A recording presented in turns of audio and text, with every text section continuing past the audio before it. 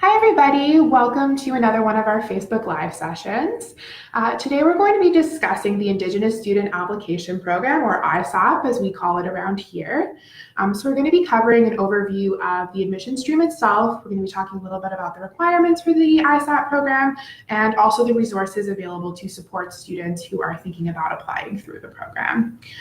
So if you've tuned into a Facebook Live before, you probably have seen me. So my name is Hannah. I work here in the undergraduate medical education office as a student enrollment services assistant, and I have a special guest today. So with me is Aning kinawiya, mi Jaye, Rochelle Indishnikas, Minoan Nindano Kimampi, University of Toronto, Office of Indigenous Medical Education, Shinakade. So my name is Rochelle, and I work here in the Office of Indigenous Medical Education. Perfect. Thank you for being here, Rochelle. So I'm going to give you a little bit of an overview about what the Indigenous Student Application Program is first, and then I'm going to ask some questions to Rochelle because she's the expert and the one who puts a lot of effort into supporting our Indigenous applicants and students. So as we mentioned earlier, ISAP stands for Indigenous Student Application Program. It's an optional stream for, it's an optional application stream for Indigenous students to apply through. It's the exact same process as applying through the general MD application stream. The main difference, so when you log onto your OMSAS application, you can select if you're choosing to apply through the ISAP stream, and then once you select that, there'll be a little opening for you to submit an additional essay. So the additional pieces required are the additional ISAP personal essay, which we'll get into a little bit more when I ask Rochelle some questions. We do require that Indigenous students provide self-declared Aboriginal status via the OMSAS application. Again, there's lots of supports available to help students with that as well. And then, sorry, that's for the proof of Aboriginal ancestry, and then you do self-declare it on the OMSAS application. Another piece of the ISAP program that is really important is the community connectedness of it.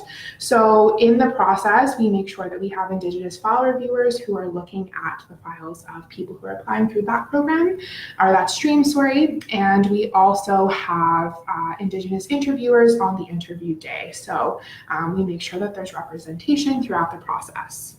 So now that I've kind of given a general overview, I'll ask some questions to Rochelle about the nitty-gritty pieces. So first, I guess it's good to start with, if you could tell us a little bit about how you and your office are involved in the application process.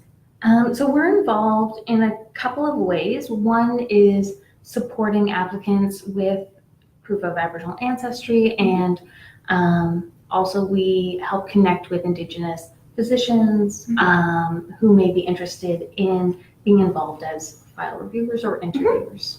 Yeah. Perfect. Thank you. And so we mentioned a little bit earlier about the proof of Aboriginal ancestry. Can you tell us a little bit more about that? Yeah, so the first thing is it's not meant to be a deterrent to Indigenous applicants who wish to be part of the ISAP stream.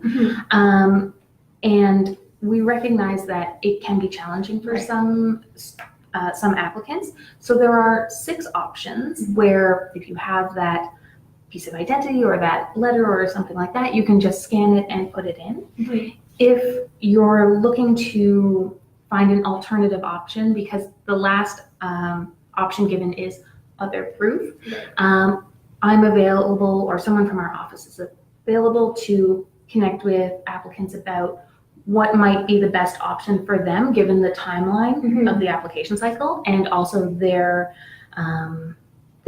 family situation. There's been a lot of impacts of colonization that have interrupted families, that have had big impacts on communities, and so we understand that this is something that can be challenging, and we've been through it a couple years now, and so we're happy to support any applicant who's wanting to follow through with that process. Perfect, thank you. And I'll link, I'm not sure if I mentioned this earlier, but I'm going to link your email address. So if any students have questions about submitting proof of Aboriginal ancestry, Rochelle, like she said, can support you in that. So Again, we touched on this a little bit earlier, but to go in more depth, the personal essay topic is specifically about explaining your community connectedness or your intended future community involvement. So the essay is only 250 words or less, as most of our essays are, or all of our essays are for the application. So just wondering if you had any tips for students who are applying about writing the ISAP essay. Yeah, I think that one thing that I would recommend is for students to take a second and do a little bit of self-reflection. I think that often there's pressure to, especially when you're applying for anything, to try to frame yourself a certain way. And I think what we're really looking for in these are a reflection of you and who you are, your identity, your community connection, that kind of thing. And we are very aware that there have been many attempts to erase Indigenous identity. And so a lot of Indigenous people may not have strong connections to their home community or to an urban community. And we are not suggesting that we want you to pretend that you do. What we want is for people to look at themselves honestly and reflect on those things. So if you have a really strong connection to your community or urban community, let us know all the things you do, and not just the academic pieces and not just the, being involved in research or things like that, but your cultural, your social, any of those kinds of things that you value. For students who don't have a strong connection, looking at what you're hoping to do in the future, how you think that relationship and that understanding of yourself and your practice in medicine could look in the future. For a lot of students, and even for me, being older than a student, identity is always changing and our understandings are always changing. So don't feel pressured to, try to frame yourself a certain way, but do what you think is genuine to you and where you hope to go. Perfect. Thank you.